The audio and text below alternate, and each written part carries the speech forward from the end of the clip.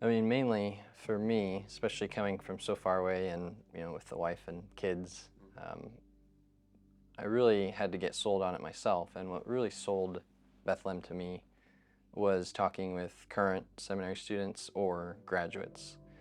And there was just something about the way they would talk about, any number of things, difficult theological topics, or just their experience with the professors here or with their cohort, specifically the cohort model, that just kind of showed the fruit in who they had become. I think there's something about the smallness of the cohort, 14 guys, or, for us, 14 guys that were every class period learning about other people's take on different things.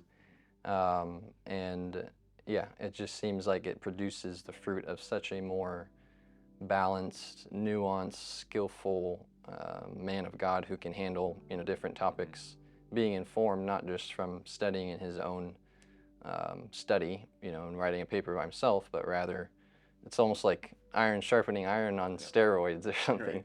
Right. I can see the fruit already in just the last 4 weeks of knowing Eli is going to come at this from this kind of angle, or Michael's going to have a good perspective on that. So that's definitely probably what sold it for me. Yeah. Our cohort has little over a dozen people. Our seminary, deliberately fewer men in our MDiv program. What are the advantages of having a smaller, more intimate seminary experience than at larger institutions? Jeremiah? Yeah, well, I mean, I was drawn at first to come to Bethlehem because the smaller group, because I wanted to have friends by my side. I wanted to have men that I could grow next to, that I knew would be able to look at me and see me, know me a little bit, call me out if I was wrong, and challenge me, not just someone across the room, but a brother who we were working together with.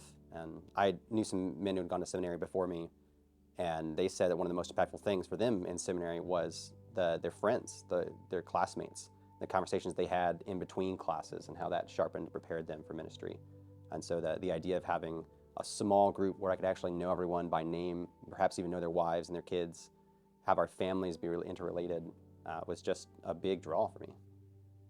It makes me think of, when you grow up in middle school, high school, you form these little posses, a little group of friends that you do everything with. And in my high school, my class was 500 or 600 students, but I had my core group of guys that we'd hang out with and do everything. And one thing that's been exciting about seminary is that's been the group in all of our classes. I think about, and outside of that, times we hang out in the summer, or I think about Thanksgiving at your house, right? Thanksgiving? Yeah. Christmas parties at yours. Yeah, Christmas at our house, and it's, if you thought, if I look back on those times in high school, spending time with my friends, and I thought, wow, we spent a lot of time together. It's only exponentially more here.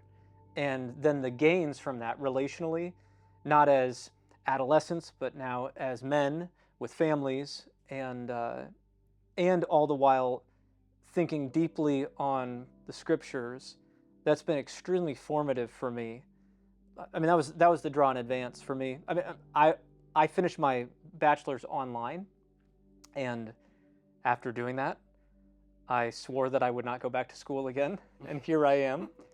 But part of the draw was this was not anti-online school, but to me it felt like the opposite. Instead of you're one of 500 kids in a chat room online, here each of us are our own unique voice and personality that creates kind of a mosaic or a band of disciples, kind of like Jesus had, that we grow together, we walk together, we follow him together. I've really enjoyed that with you guys. Yeah, one thing I would add is that for me, an education isn't merely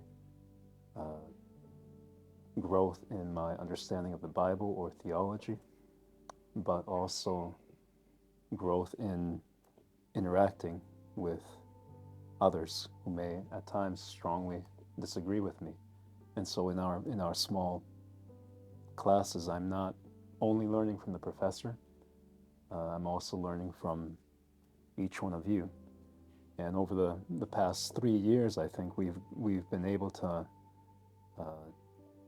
develop a kind of relational bond where we feel the freedom to challenge one another, to really dig in. I think it adds depth to our conversations, where more learning can happen than might perhaps otherwise.